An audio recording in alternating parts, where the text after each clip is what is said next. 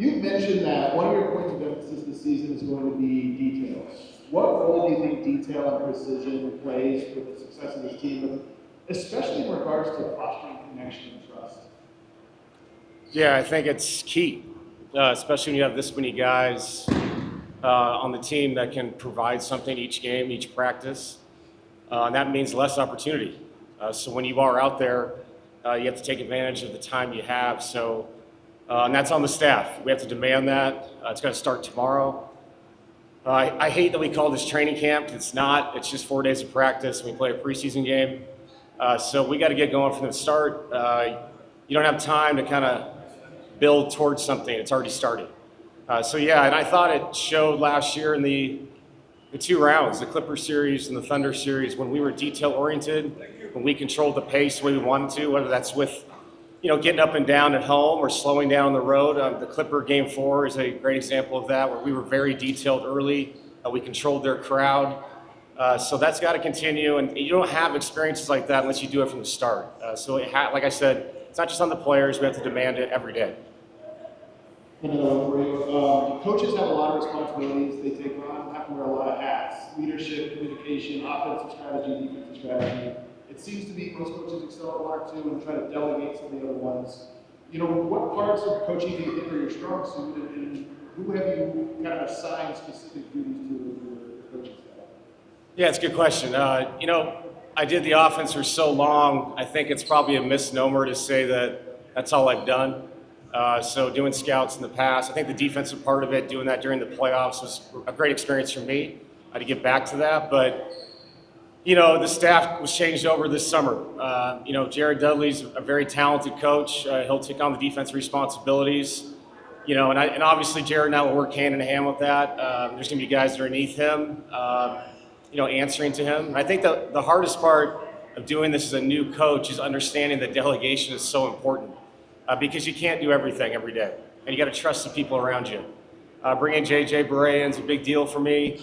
That's somebody that's seen it, done it, been through it. I know him well from the past. He'll be a great sounding board for me on the offensive side of it. And then all the guys we brought back, young, talented coaches, they're all going to take a step up. And I think that's the thing is, with a new staff, you have to let it happen. I can think something's going to happen. But just like players, things are earned. With opportunity, you got to take advantage of that. If you do, you get more opportunity. And that's how I'm going to approach it. Players tend for simplicity and understanding what the expectations are and consistency there. But you try to put your own imprint on the team as well as changes in the roster and the coaching staff. How much are you planning on installing that's going to be new, whether it's a training camp or throughout the preseason? Well, Jokic will post up still. Jamal and Nicole will play 2-man games still. I think some of the things you saw in the playoffs will be things we do this year, changing up our defenses more. And I think offensively, it's important to keep trends that have worked, but also be very aware that the league is changing and how people guarded us changed. And so that's where the things will be different. And I said this last year, and I hate saying it like I'm a cheerleader, but it's also the vibe. It's not just the X and O's. It's, are you happy to be here every day? And I know some days are better than others. But I thought we had a good nature about us at the end of the season last year. And it's so easy to say as a player or a coach that you'll be unselfish this year because we're deep. But then to actually actively do it, I think that's going to be key. And so the schematic part of it, I'm very confident in the group I have down there and the coaching staff, very confident and the high IQ players that we have that we added and the guys are coming back. But there has to be a nature, a way about us every day just to get through those times. This conference is unreal, and we know that, and we're part of it. We're a problem. But we have to make sure that every day we're getting a little bit better, and it has to be a group effort. David, when we last spoke to you, player development was a healthy theme in the organization. Since then, the front office has added some depth. I'm just curious if that equation has kind of changed for you at all in terms of how you look at the balance of what you're needing to develop. Oh no, development is always, it's a constant thing, and I give our staff so much credit. This season ended, but it never ended for a lot of the guys downstairs. And they kept this gym alive. It's been crazy competitive. Guys have been in here, they've worked, they stayed in Denver, and you see improvement. But part of the NBA is competition. And yes, new guys come in, but those guys have been around this league for a long time because they were developed.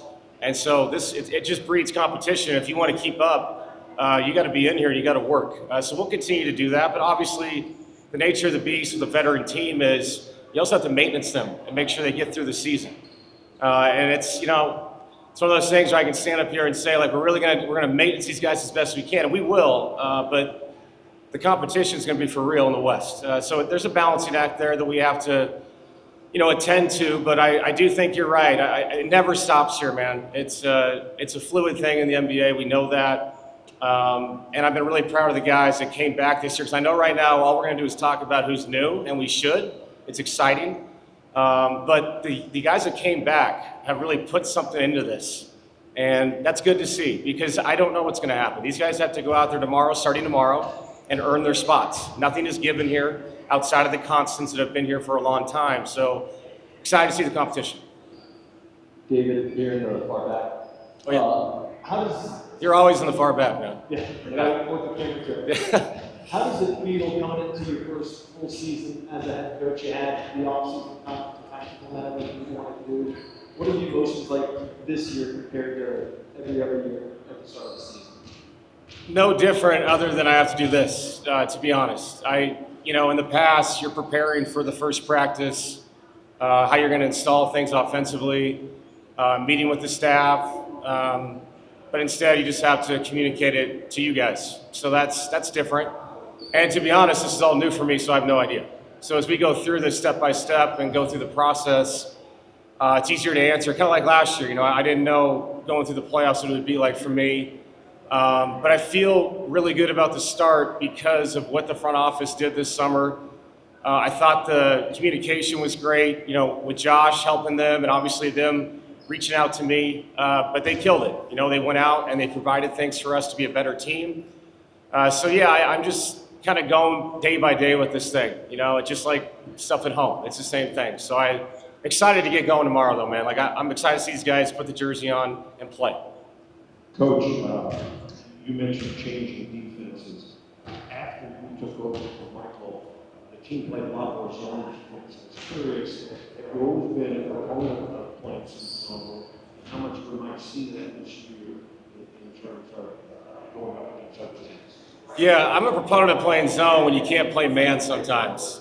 We played two really good teams, and I think some of these guys are so special as players. I said this during the playoffs, that you have to throw them different pitches. They have to see different things, and I think we can get better at it at bigger moments if we do it more consistently. That doesn't mean we're going to do it every game, but I do think it'll be an important part of what we do. And I think changing defenses, it's easy to say you can always do it with every team you have, but we happen to have a very high IQ team, as I said. So, that lends me to believe that we can do it. Teaching it's one thing. The players believing in it, being consistent with it is another. So it'll have to be a thing we work on daily, or times that we can try to be sharp with it. Because I saw some really good moments last year in the playoffs, rewatching those games, and I saw us struggle as well.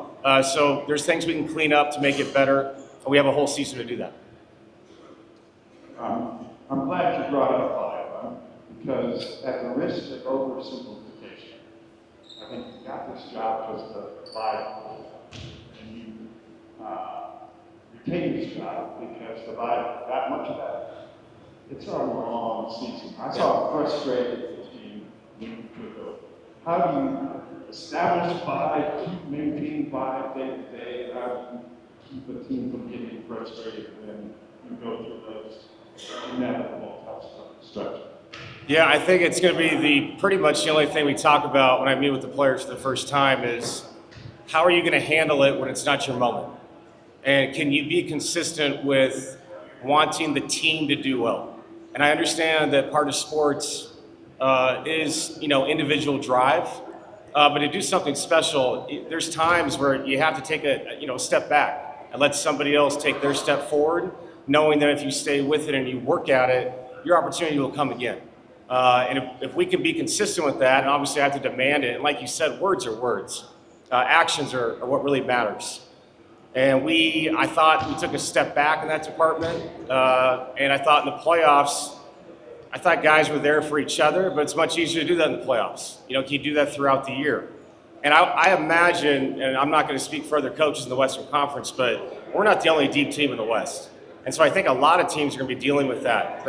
How is your locker room sustaining through the season? Because that is so key. This is just about winning games. And if you can win games, then you get to the fun part, everybody buys in, So I could demand it with my voice, but I think it's up to the players too. I think they have to show some leadership. It's not just the coaching staff that changed here. Leadership in that locker room is changing. And guys aren't here anymore that were veteran leaders. Our veteran leaders are now the fun guys used to watch play. It's Jokic, it's Murray, it's Gordon, it's Christian. Those guys have to step up, and they have to demand that from the locker room as well. That's not a cop-out. That's just the truth. Your best players have to demand what the vibe will be daily. They can't go into a shell and only worry about how they're doing throughout the season. They have to maintenance their team as much as I do. And that'll be a group effort, but it'll be my job to manage that through the year to get the best result possible. David, kind of building on that, John shouted out Jamal as a guy who was communicating with the young guys, kind of getting people involved over the summer. What did you see from Jamal in that aspect, and how meaningful did you think it is? I don't know. I guess everybody changes yearly. Sometimes more positively, sometimes more negatively. Jamal had an amazing summer. He looks good. I think mentally he's great. I give him so much credit in Los Angeles. The guys got together. A voluntary action to come play in LA and just kind of get a feel for one another. But it's not just about getting on the court together. It's about going and hanging out, grabbing something to eat, possibly a drink. So it was good to see Jamal take the lead on that. And it's always cool to see when the veteran guys, involve the two-way players that were there, that they have no relationship with. And that's key. And it's going to be key this week as well. As much as I want to see competition, who stands out with this group and who's going to earn the minutes, it's almost more important they get together and get to know each other. And the second things become cliquey in life, things suck. And so we have to make sure that we are not that group, that we're consistently together, hanging out together, not going into our rooms and shutting the door and never talking to each other until we get to the court. That's a big deal to get through a long season in a really talented conference. Hey, David, in the back. Obviously, it was a sprint when you took over, so you kind of tried to get through it. But beyond talking to your dad, you're talking about TV and other stuff. Have you talked to Michael Malone at all this summer? What other coaches, head coaches, or coaches back long relationships did you reach out to kind of think about how you want to approach this? Yeah, Coach reached out when I got the job officially, just to congratulate me, which is really cool. It says a lot about him. I've had relationships with Smo for a long time, and I kind of go back to the people that taught me the game, and those are the people that kind of gave me the standard of what I think it should be like, and so I kind of stay in that vein. But then beyond that, I think I'd say every coach in the league, like you're constantly exploring and trying to educate yourself through film. And so maybe that's not a conversation with them, but you're learning from them. And anybody that says that they're just going to stick to what they do every year is probably not going to succeed. And our league is just constantly changing and adapting. I even had guys, our video guys, look at stuff from 15 years ago, different coaches, late game plays, late game ideas. So, constant education is what this is all about, and you have to humble yourself and realize that what you really knew a lot about one day may be outdated the next, and it's really important to stay there always. Always be actively aware of what's changing and get better from it. Just to follow up on Jamal, the trend with him has been slow starts to seasons and then sort of growing into it and catching stride at a certain point. Has there been anything that you've emphasized to him or that he's sort of emphasized to him in terms of trying to sort of buck that trend? I think the best way to buck trends is not to think about what happened before, and that what happened before already happened, and this is a completely new thing. So it's that's how I see it. You learn from everything in life, but sometimes part of learning stuff is forgetting about it and moving on.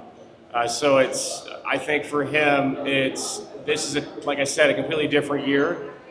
New teammates, new locker room, a new chance to lead differently. And I think from what I saw this summer, he has a lot of momentum going that way.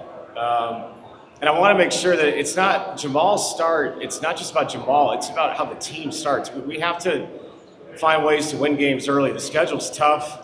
And I mean, every year you think the schedule's really hard because every year you have no idea what teams are going to be like. But it sure as hell seems hard from looking at it. And I think the most important thing is just team success, the wins and losses. And, Jamal's success will come with team success, in my opinion.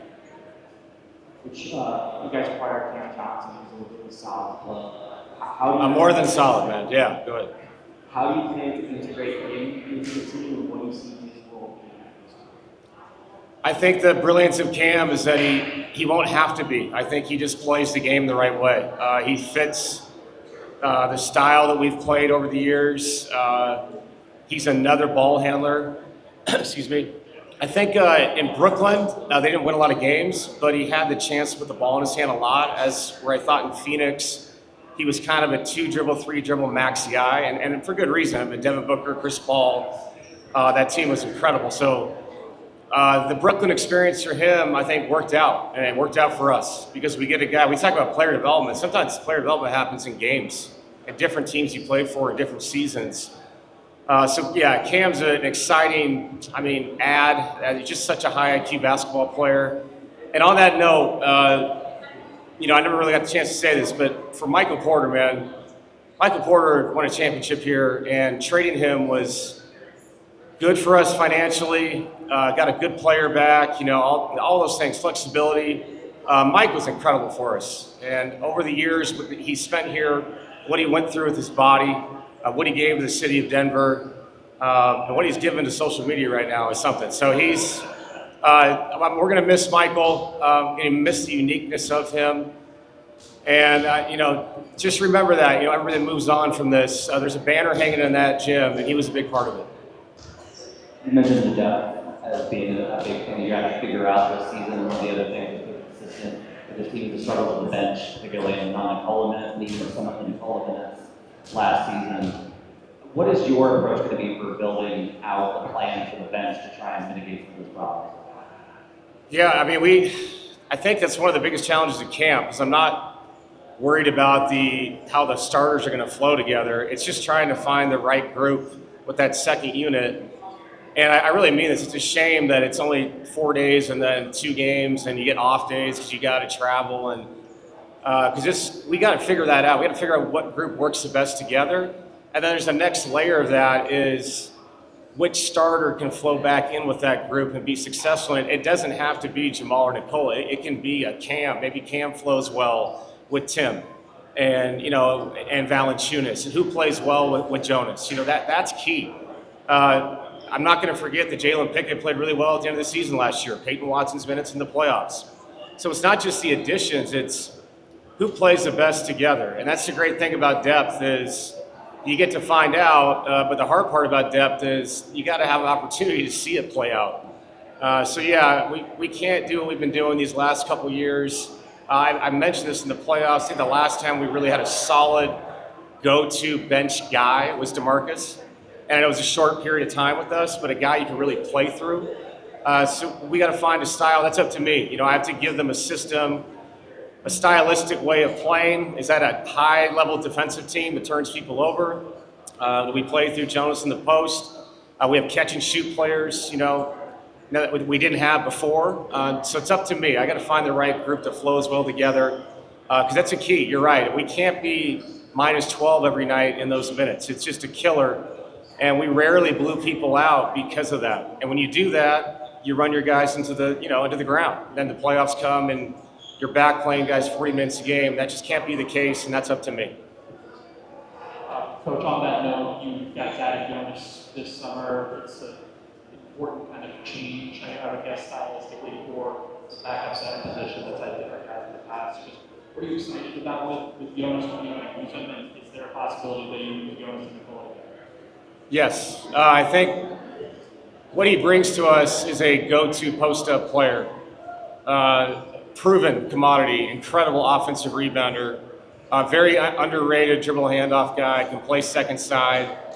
I thought he really did a good job. I know a lot of people didn't watch Sacramento play at the end of the season, but when Sabonis was out, he filled in, and they ran their offense the exact same way, which is a major compliment, because we all know how good Sabonis is. So, no, we're going to play through that guy. I have to push the limits of what he can do. I think there's things that maybe he wasn't allowed to do with other teams he can do with us. And just having a solid veteran player that's played in enormous games is a big deal. And then, to answer your question, those two guys will play together at certain points. I think changing defenses allows that. I'd like to see how people guard those two guys. I think that'd be a very interesting decision of who you put on who. You put a smaller guy on Valanciunas, he's going to completely destroy him on the offensive glass, and we all know what Nikola can do, shooting the three and spreading the floor. So you can do different things, those two guys. And that's back to the earlier questions. That's the whole idea of unselfishness. If I'm going to play those two guys together, sometimes someone's not playing, and they got to be okay with that if that leads to wins. Yeah, we have to exasperate the roster, see what we can do with it. It's nice to have depth, and it's more fun to try things and see what they do, with respect to how other teams can deal with it. Coach, you talked about the veterans room and the locker room. Over the years, there's been glimpses of speeches and celebrations in the locker room. How would you describe your personal communication style? My communication style, it matters the situation. I mean, I think I get along with the guys. I don't know what they say about me when I'm not in the room. I would say, kill them with sarcasm and kindness and film sessions.